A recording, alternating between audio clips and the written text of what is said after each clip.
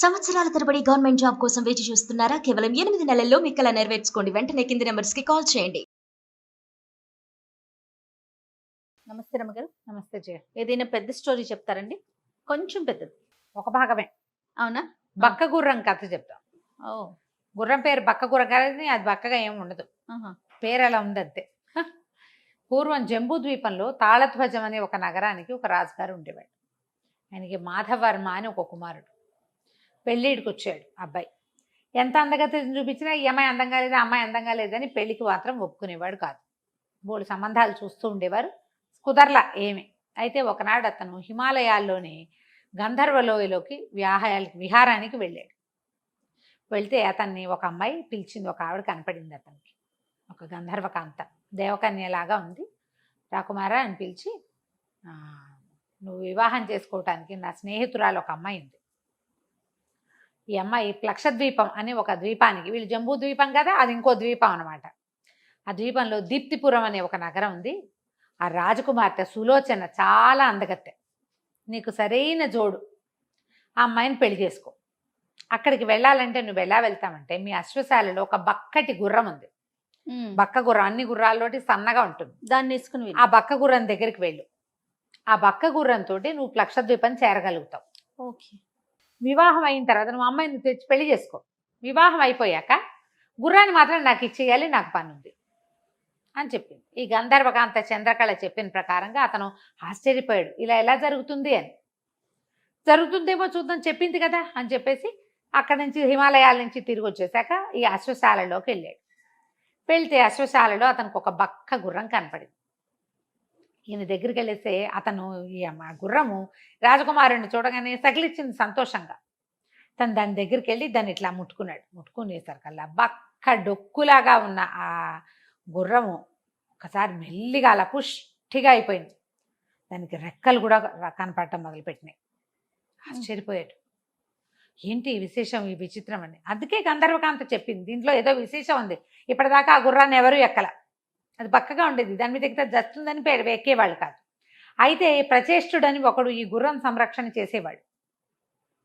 వాడు ఆశ్చర్యపోయాడు, ప్రభు ఇదేమిటి అంత సన్నటిది ఇంత పుష్టిగా ఎలా అయింది, దీనికి రెక్కలు కూడా మొలుస్తున్నాయి. మొలిచేసరికల్లా ఇతను ఏం చెప్పాడంటే, నాకు ఒక గంధర్వకాంత కనపడింది, వాడి పేరు చంద్రకళ, లక్షద్వీప రాజకుమార్తెని పెళ్లి చేసుకోమని చెప్పింది, అందుకని ఈ గుర్రాన్ని తీసుకెళ్ళమంది అనగానే నేను కూడా వస్తాను అన్నాడు. అంటే సరేనని ఇతను గుర్రం మీద ఎక్కితే వాడు గుర్రపు తోక పుచ్చుకున్నాడు. గుర్రపు తోక వాడు పుచ్చుకుని వేళ్లాడుతూ ఉండగా ఆ గుర్రంతో సహా ఎగిరి వచ్చి ఇతను ఆ లక్షద్వీపానికి చేరాడు. అమ్మాయి ఏం చెప్పిందంటే, దీప్తిపురం వెళ్తే నువ్వు గంధిని అని ఒక పువ్వులు అమ్మే అమ్మాయి ఉంటుంది, గంధిని దాని పేరు, దానికి వెళ్ళి నేను చెప్పానని చెప్పి అది నేను సులోచన దగ్గరికి తీసుకెళ్తుందని చెప్పింది. ఇతను ఏం చేశాడు, మెల్లిగా ఈ పువ్వులు అమ్మే ఆ అమ్మాయిని వెతికాడు. ప్రచేష్టుడు కూడా ఇతనితో పాటే తిరుగుతున్నాడు. ఆ గంధిని దొరికితే ఇతను చంద్రకళ చెప్పింది, ఇట్లా సులోచనని వివాహం చేసుకోవటానికి వచ్చాను నేనంటే, అయ్యో నిన్నే రావాల్సింది, నిన్ననే రాజకుమార్తెకి వివాహం నిశ్చయమైంది, కాశీ రాజకుమారుడు విద్యాధరుడితోటి వివాహం ఫిక్స్ అయింది అనగానే ఇతను ఆశ్చర్యపోయాడు. అయ్యో ఇదేంటి, నేను ఇలా చేశాను, వెంటనే అమ్మాయి చెప్పగానే చేయలేదే పొరపాటు చేశానంటే, ప్రచేష్టుడు అన్నాడు, పోనీ కనీసం పెళ్లి కుమార్తెను చూడనైనా చూద్దామ్మా యువరాజా అంటే, ఈ గంధిని ఏం చేసింది, వీళ్ళిద్దరిని ఆ రాజకుమార్తె ఉండే ఉద్యానవనానికి రహస్యంగా తీసుకుపోతే ఈ గంధిని చెప్పింది, ఇతన్ని వివాహం చేసుకోవడానికి వచ్చాడు జంబూ ద్వీపపు యువరాజు. ఆ అమ్మాయికి ఏమో ఇతను నచ్చాడు. దుఃఖం వేసి, అయ్యో వివాహం నిశ్చయమైపోయింది, అయినా గంధిని ఇతనే బాగున్నాడే, రేపు పెళ్ళనుకో, నేను వివాహ మండపంలో అతను కంకణాలు అవి కట్టే సమయంలో లేచి నిలబడతా కదా, అప్పుడు 2 చేతులు ఎత్తేస్తా, ఇతను వచ్చి గుర్రం మీద నన్ను ఎగరేసి పొమ్మను, పెళ్ళిలో నుంచి మాయమైపోదాం అని చెప్పేసరికల్లా ఒప్పుకున్నాడు. మాధవర్మ ఒప్పుకున్నాడు దానికి, పెళ్లిలో నుంచి ఆ అమ్మాయిని ఎత్తుకుపోవడానికి. అప్పుడు కూడా ఎత్తుకుపోతుంది. అప్పుడు అతని దగ్గర గుర్రం లేదు, గుర్రాన్ని ఎక్కడో పెట్టొచ్చారు, ఆ గుర్రం మీద వచ్చి తీసుకుపోవాలి. తెల్లవారితే పెళ్ళి. ఒకరోజు ముందు వచ్చినా కొంచెం బాగుండేది. సరే ఏమన్నాడు, సరే ఒప్పేసుకున్నాడు. ఒప్పుకున్నాక మర్నాడు ఉదయం ఊరంతా హడావిడిగా ఉంది. ఈ ప్రచేష్టుడు ఎప్పుడైతే ఈ రాజకుమార్తెను చూశాడో, అబ్బా ఇంత బాగుంది, ఇంత అందగత్తెని పెళ్లి చేసుకుంటాడా రాకుమారుడు, ఇప్పుడు గుర్రం మీద ఎవడ ఎగరేసిపోతాడో వాడికే పెళ్ళం అయిపోతుంది కదా. మాధవర్మ కాకపోతే నేను ఎగరేసిపోతా, గుర్రం ఎలాగో ఉంది కదా మన దగ్గర అని ఆలోచించుకుని ఈ మాధవర్మ దగ్గరే ఉన్నట్టుండి రాత్రి పాలలో మందు కల్పించేశాడు నిద్ర మాత్రం. అయ్యో. మాధవర్మ ఉదయం లేవల, అక్కడ పెళ్లి హడావిడి అయిపోతుంటే ఈ ప్రచేష్టుడు ఏం చేశాడు, ఆ గుర్రానికి ఏం సంబంధం, గుర్రం మీద ఎవరు కూర్చుంటే వాళ్ళని ఎగరేసిపోతుంది అది. అవును. గుర్రం మీద కూర్చుని పెళ్లి మండపానికి వెళ్ళాడు. పెళ్లి మండపం దగ్గర అట్లా రెడీగా నిలబడ్డాడు. ఎప్పుడైతే రాకుమార్తె ఈ కంకణం కట్టేటప్పుడు లేచి నిలబడి కంకణం కట్టిస్తారు, నిలబడంగానే అమ్మాయి 2 చేతులు గాల్లోకి పైకెత్తేసారు కల్లా ఇతను గుర్రాన్ని ప్రేరేపించి రెక్కల గుర్రంతో ఎగురుకుంటూ వచ్చి రాజకుమార్తెను ఒక్క ఉదుటను గుర్రం మీదకి లాగేసుకుని ఎక్కించేసుకున్నాడు. రైమని గుర్ర దాటేసింది. అయితే ఈ బట్టలు వేసుకున్నవాడు మాధవర్మ కాదేమోనని అమ్మాయికి తెలియలే. ఎక్కడికో తీసుకెళ్ళి ఒక చోట దింపాడు. ఆ దింపింది ఎక్కడ దింపాడు వాడు, ఈ ఊళ్ళోనే, ఈ దీప్తిపురంలోనే నగరానికి చివర ఒక ఉద్యానవనంలో దింపాడు. దింపితే ఈ అమ్మాయి కాంతిపై నువ్వెవడివిరా, మాధవర్మ కాదు కదా నువ్వు. నేను ప్రచేష్టుండి, నేను కూడా మాధవర్మతో పాటు ఈ గుర్రం ఎక్కే వచ్చాను. ఇప్పుడు నువ్వు మాధవర్మ నిద్రపోతున్నాడు, నువ్వు నాతో ఉన్నావు, నన్నే పెళ్లి చేసుకోవాలన్నాడు.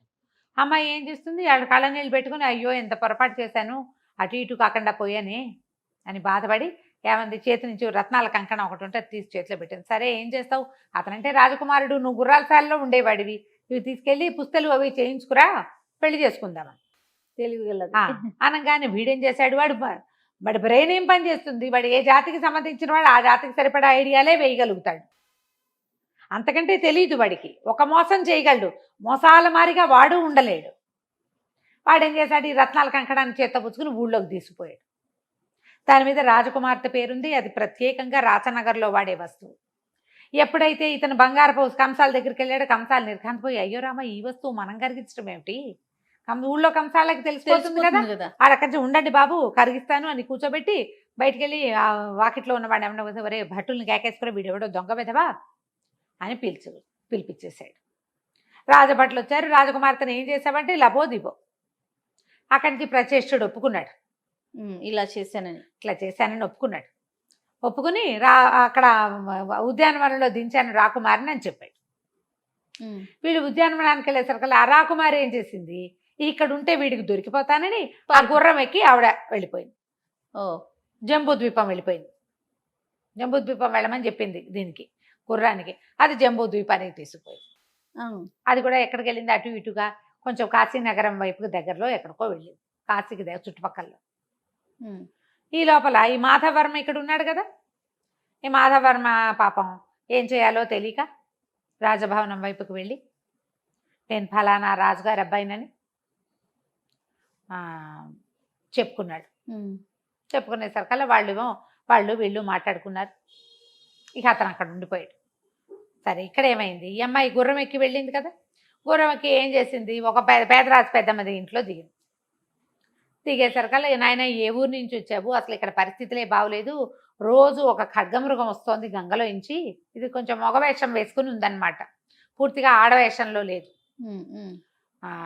బాగుండలేదు ఇక్కడ పరిస్థితి, ఒక ఖడ్గమృగం వస్తుంది రోజు, ఆ ఖడ్గమృగం వచ్చి మొత్తం ఊరంతా స్వైర విహారం చేసేస్తుంది, అసలు ఈ ఊళ్ళకి పరదేశులు బాటసార్లు ఎవ్వరూ రావటల్లా అనేసరికల్లా సరే పెద్దమ్మ ఇంట్లో అన్నం తిని తలపాగా ఒకటి చక్కగా సవరించుకుని మగవేషం సవరించుకుని అమ్మాయి ఏం చేసింది, నేను చూస్తానని చెప్పేసి ఈ గుర్రం ఎక్కి కాశీలో ఆ కాశీ కూడా పక్కన ఊరు అనమాట, ఆ గంగా నది వైపుకు వెళ్ళింది. మిట్ట మధ్యాహ్నం అవ్వగానే గంగలోంచి పెద్ద ఖడ్గమృగం లేచి వచ్చింది. లేచి రావటం ఆశ్చర్యపోయింది, ఇదేమిటి ఇట్లా జరిగింది అని. అది చూసి ఏం చేశారు, గుర్రం రెక్కలది కదా, నడిచొస్తుంటే ఖడ్గమృగం గుద్దేస్తుంది, ఎగురొచ్చేదాన్ని ఖడ్గమృగం ఏం చేస్తుంది, పైనుంచి ఎగిరి వస్తూ ఈ ఖడ్గమృగాన్ని ఒక్క వేటుతోటి కొట్టేసేసరికల్లా ఇట్లా ఇది ఉంటుంది కదా దానికి కొమ్ము, ఆ కొమ్ము విరిగేసరికల్లా పెద్ద కేక పెట్టి ఆ ఖడ్గమృగం కూలి పడిపోయి అందులోంచి ఒక బ్రాహ్మణ ఆయన, ఒక ఆయన ఋషి లాంటి ఆయన బయటికి లేచి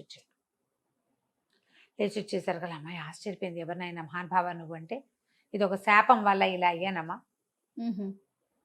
చెప్పు నీకేం కావాలి, నీ కోరిక ఏంటో చెప్పంటే, నేనేం చేయను, నేనేమో లక్షద్వీపపు రాకుమార్తెని, మాధవర్మ కోసం బయటకు వచ్చేసాను, వాడెవడో నన్ను తీసుకొచ్చి ఎక్కడో వదిలేశాడు, నేను ఇక్కడికి వచ్చానంటే, అమ్మ ఏం పర్వాలా, నువ్వు ఇక్కడే ఉండు,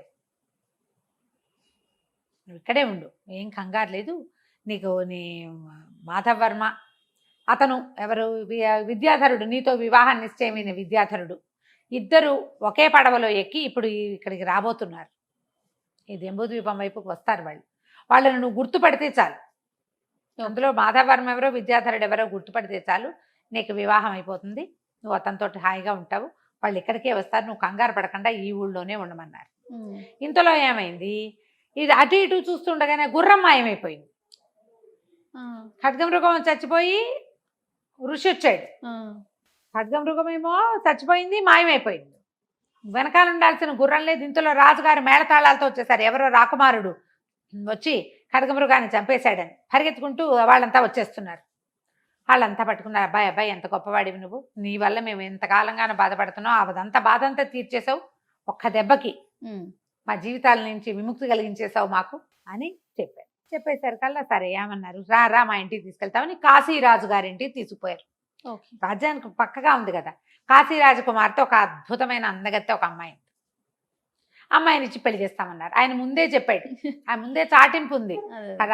పెద్దమ్మ చెప్పింది అనమాట, ఈ అమ్మాయికి సులోచనకు చెప్పింది, రాజుగారు అర్ధరాజ్యం ఇస్తానని రాకుమార్తెనిచ్చి పెళ్లి చేస్తానని అన్నాడు అని చెప్పింది. ఇప్పుడు ఈ కుమారుడు రాజకుమారుడు వచ్చి ఈ ఖడ్గమృగాన్ని చంపితే పెళ్లి ఎవరికి చేయాలి, సులోచనకి ఇచ్చి పెళ్లి చేయాలి.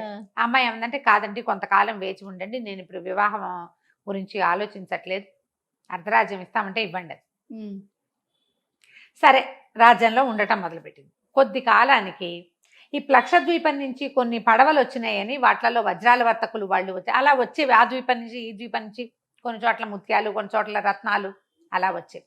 అయితే ఒక రత్నవర్తకుడు ఒకడు పడవతో వచ్చాడంటే సరే ఆ రత్నాల వర్తకుడిని రమ్మంటే రత్నాల వర్తకుడు బోల్డని బాక్సులు పట్టుకొచ్చాడు వస్తువులు చూపించడానికి.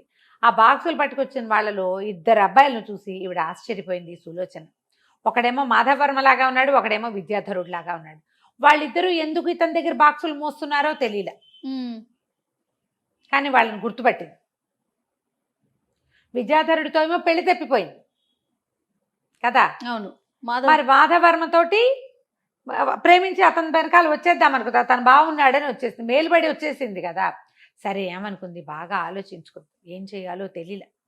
అయితే కొంచెం ఆలోచించగా అప్పుడు గుర్తొచ్చింది ఏంటంటే అమ్మాయికి, అతను చెప్పాడు, నువ్వు ఏం భయపడద్దు, నిన్ను వదిలేసిన విద్యాధరుడే, నువ్వు వదిలిపెట్టి వచ్చేసిన విద్యాధరుడు కాశీరాజకుమార్తెని పెళ్లి చేసుకోవాల్సిన వాడు, అసలు ఈ అమ్మాయి కంటే మీకు ఎక్కువ ఆస్తుందని మీ దగ్గరకు వచ్చాడు అని చెప్పి, అందుకే అతను ఇక్కడికి వస్తున్నాడు మళ్ళీ.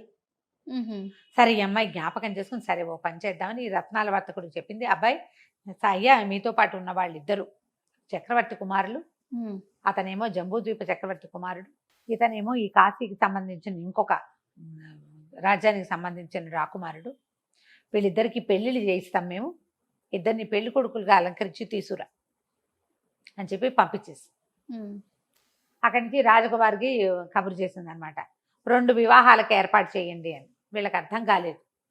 ఈ అబ్బాయిని ఇప్పుడు మగవేషంలో ఉన్న సులోచన కాశీరాజకుమార్తెను కనుక వివాహం చేసుకుంటే ఒక పెళ్ళే కదా, 2 పెళ్లిళ్ళు ఎందుకు అవుతాయి? రాజకుమార్తెను చక్కగా పెళ్లి కూతురుగా అలంకరించారు. రెండో వివాహం ఎవరికి, రెండో పెళ్లి కూతురు ఎవరుంటే నేనే అని తలపాగా తీసేసి చూపించింది. నేనే రెండో వివాహం చేసుకునేది, ఇలా జరిగింది, వాళ్ళు ఇప్పుడు ఇక్కడే ఉన్నారు అని చెప్పి వాళ్ళ రత్నాల వర్తకుడు కబురు చేస్తే పెళ్లి కుమారులుగా అలంకరించిన 2 రాజకుమారులని తీసుకొచ్చేది. వీళ్ళిద్దరూ ఒక పడవలో కలుసుకున్నారు. ఆ పడవ నౌకాభంగం అయిపోయింది, మధ్యలో సముద్రంలో కొట్టుపోతే అన్నీ పోయి ఆ రాజకుమారుడు ఈ రాజకుమారుడు సింగిల్గా మిగిలారు. వాళ్ళని ఒక రత్నాల వర్తకుడు రక్షించాడు. అతని దగ్గర సహాయకారులుగా ఉంటామని ఒప్పుకున్నారు. తమ ఇల్లు చేరడానికి వాళ్ళకి ఇంకో దారి లేదు. అదే అక్కడికి వచ్చి చూసేసరికల్లా ఈ అమ్మాయి సులోచనని చూసి ఆశ్చర్యపోయాడు. ఎట్లా వచ్చావు, నా గుర్రమేది అన్నాడు. ఏమో అది ఎలా మాయమైపోయిందో తెలీదు, ఎలాగో మాయమైపోయింది. ముందు వివాహం చేసుకున్నట్టే అంటే ఏమన్నాడు, ఆ గుర్రాన్ని వివాహం చేసుకునే సమయం, వివాహం అయ్యాక చంద్రకళ తనకు అప్పచెప్పమంది, అది ఇప్పుడు నా చేతిలో నుంచి వెళ్ళిపోయింది, ఇప్పుడు ఎలాగా అంటే ఇలా వివాహం అవటం ఏమిటి, ఆ చంద్రకళ వచ్చింది. ఆవిడతో పాటు ఒక మహాద్భుతంగా ఉన్న ఒక ఆయన కూడా వచ్చాడు. ఆవిడేమో గంధర్వకాంత, ఆయన ఏదో గంధర్వ పురుషుడుగా ఉన్నాడు. ఆవిడ నవ్వుతూ చెప్పింది, ఇదిగో నీ బక్క గుర్రం అని అనగానే, ఇదేమిటి ఏం జరిగింది అంటే, మేము గంధర్వులము. ఒకనాడు మేమిద్దరం కలిసి వ్యాఖ్యాలకు వెళ్తుంటే బాగా నవ్వుకుంటున్నాము. పక్కన ఒక ఋషి ఒక ఆయన తపస్సు చేసుకుంటున్నాడు. నేను విపరీతంగా నవ్వాను. చంద్రకళ ఉషు తపస్సులు ఉన్నారని అన్నది, కానీ నేను వినకుండా నవ్వుతూనే ఉన్నాను. నా నవ్వు వినేసరికల్లా తపస్సు చేసుకుంటున్న ఋషి, గుర్రంలా సకిలిస్తావేమిట్రా, ఇట్లా ఆ సకిలింపు ఏమిటి, ఆ నవ్వేమిటి, గుర్రంలా మారిపోమని చెప్పించాడు. నేను కూడా ఊరుకోలేదు. తపస్వి అయ్యుండి నువ్వు ఖడ్గమృగంలాగా ఈ పొడిచే గుణం ఏంటి నీకు, ఎవరో నవ్వారని ఊరుకోవా, నువ్వు కూడా ఖడ్గమృగాన్ని అయిపోమని చెప్పించాను. ఆయనేమో ఖడ్గమృగం అయిపోయాడు, నేనేమో గుర్రం అయిపోయాను. నేను దేవయోనిని, నా మీద ఎవరు ఎక్కకుండా ఉండటం కోసం నేను బక్కవాడిగా ఉండిపోయాను. మేమిద్దరం ఒకళ్ళనొకళ్ళు మళ్ళీ కలుసుకోవాలంటే ఎవరైనా ఈ ఖడ్గమృగాన్ని సంహరించాలి నా మీద ఎక్కి. అది శాప విమోచనంగా పెట్టుకున్నాము. అందుకని నేను ఇలాగా జంబూద్వీపంలో బక్క గుర్రంగా పుట్టానని చెప్పాడు. ఆ గుర్రం ఇప్పుడు ఎప్పుడైతే ఖడ్గమృగం కొమ్ము విరిగి చనిపోయి ఋషి బయటకు వచ్చాడో, ఈ గుర్రానికి శాప విమోచనపై గంధర్వ పురుషుడు కూడా వెళ్ళిపోయాడు. ఓకే. కాశీ రాజకుమార్తె విద్యాధరుణ్ణి పెళ్లి చేసుకుంది. ప్రీవియస్ ముందు వాళ్ళ పెళ్లి కుదిరి ఉంది. ఆ ప్రకారం వాళ్ళ పెళ్లి అయిపోయింది. మన మాధవ్ వర్మ, ఈ సులోచన ఇద్దరు పెళ్లి చేసుకున్నారు. ఆ లక్షద్వీపానికి, జంబూ ద్వీపానికి, అన్ని చోట్లకి కబుర్లు వెళ్ళినాయి. తర్వాత వీళ్ళు హాయిగా ఉన్నారు. రైట్. నమస్తే. నమస్తే.